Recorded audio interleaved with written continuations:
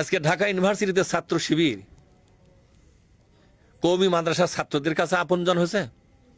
ওখানে কোনো দাড়ি টুপি আলা, জুব্বা আলা, তাসবি নিয়ে ঘুরে বেড়া এরকম লোক আছে ওখানে? সবগুলো প্যান্ট শার্ট পরা। ঢাকা ভার্সিটি কারা ভর্তি হয়? ঢাকা ভার্সিটিতে যারা ভর্তি হয় তাদের নামাজ নাই, বিড়ি সিগারেট খায়, এ খায় সে খায়। এই সমস্ত ছেলেদের কাছে ইসলামী ছাত্র শিবির আজকে গ্রহণযোগ্যতা পেল কেন বলেন তো? মানবিক চরিত্রের একটা চূড়ান্ত নমুনা হিসাবে এক একটা শিবির তার ছাত্রদের জীবনটা যেভাবে তৈরি করেছে, এটা প্রমাণ করেছে তারা যে সত্যিকার মানুষ যদি তোমরা খুঁজতে থাকো তাহলে এটাকে দেখো। ঢাকার মতো একটি জাহিলি সমাজের মধ্যে সত্যের আলো নিয়ে যারা দাঁড়িয়ে আছে সেটাই শিবিরের এক একটা কর্মী এবং নেতা, ঠিক না ভাই? ঠিক। যাদের চরিত্র থেকে সুগন্ধ বের হয়, আল্লাহ রাসূল বলছেন তোমরা আতরের দোকানে বসো, দিস ইজ হাদিস। আতর যদি নাও কেন সুবাসটা ফ্রি পাবে, ঠিক না? এই আতরের দোকান বলতে কাকে বুঝালেন? যার কথা থেকে, যার চরিত্র থেকে, যার চিন্তা চেতনা দিমাগ থেকে ভালো কিছু বের হয়ে আসে। এই ভালো কিছুকে আল্লাহ রাসূল আতরের নামে নামকরণ করলেন।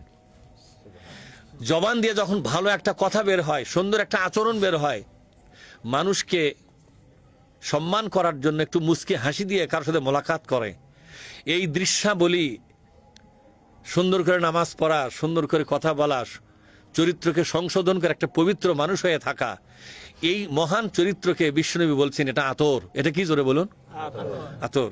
এই আতর নিজেও সুগন্ধযুক্ত হয়ে থাকে, আর আতরের পাশে যারা আসে তারাও আতরের সুগন্ধ পায়। পায় কিনা জোরে?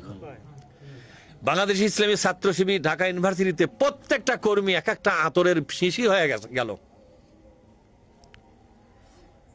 মদের গন্ধ ও আতরের গন্ধ কি এক না আলাদা?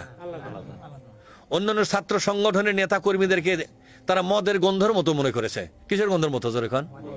তো মদের গন্ধ সবাই পাগল হবে? আপনারা বলেন মদের গন্ধে সবাই পাগল হবে? আতর প্রকাশ্যে বিক্রি হয়, আতর নিয়ে মানুষ চুমা খায়। মদের বোতলে কেউ চুমা খায়? মদকে ঘৃণা করে মানুষ।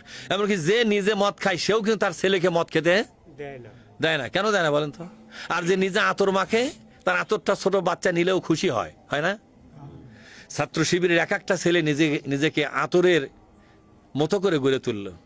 ঢাকা ইউনিভার্সিটি সকল বিভাগের ছাত্রছাত্রী তাদেরকে আপনজন হিসেবে গ্রহণ করলো। দেখেন প্রায় পুরা প্যানেলটাই তারা শিবিরকে দান করেছে। জাহাঙ্গীরনগর বিশ্ববিদ্যালয় বিজাতীয় সংস্কৃতির ছাত্রছাত্রীদের জন্য একটা, ওদের জন্য একটা ব্যক্তিগত আতুর ঘর বা অফিস, বামপন্থীদের একটা ভালো ঠিকানা, বামপন্থীদের লোক উৎপাদনের কারখানা জাহাঙ্গীরনগর বিশ্ববিদ্যালয়। সেই কারখানা যেখানে এক ওয়াক্ত নামাজ পড়লে সেই ছেলেকে রাতভর ধরে মারধর করা হতো। এই নামাজ পড়লো কেন? এতে শিবির হতে পারে? নামাজ কি শুধু শিবিরের জন্য না, সব মুসলমানের জন্য? বলেন। সেখানে কত রক্ত গেল ছাত্র শিবিরের একমাত্র নামাজ পড়ার জন্য। একটু ইসলামী বই আছে, হয়তো একটু দাঁড়িয়ে রাখছে, হয়তো কোনদিন কোরআন শরীফ তেলাওয়াত করেছে, সেই জন্য তাকে মারধর করা হয়েছে। তার মানে জাহাঙ্গীরনগর বিশ্ববিদ্যালয়ে সারা জীবন ওরা নাস্তিক হিসাবে রাখতে চেয়েছিল, কিন্তু ইসলামের জন্য রক্ত যেখানে গড়ে সেই জায়গাকে ইসলামের জন্য কবুল করার দায়িত্ব কার? আল্লাহ তার দায়িত্ব পালন করেছেন। সুবহানাল্লাহ। আল্লাহ যা আছেন তা প্রমাণ হয়, কথা ঠিক না?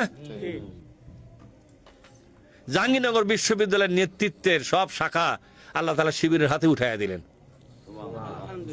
আজকে প্রকাশ্যে জাহাঙ্গীরনগর বিশ্ববিদ্যালয়ে ইসলামের দাওয়াত চলছে, ইসলামের প্রোগ্রাম চলছে, আর কেউ বাধা দেওয়ার ক্ষমতা নাই।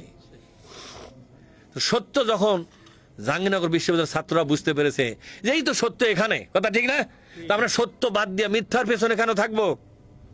এই সত্যটা উপলব্ধি করানো পর্যন্ত আমাদের চেষ্টা সাধনা। কি বলেন আপনারা? সত্যটা যখন উপলব্ধি করাতে পারবো তখন ইসলামের দাওয়াত অনায়াসেই খুব সহজেই মানুষের ঘরে, মানুষের হৃদয় স্পর্শ করবে। কি বলেন আপনারা?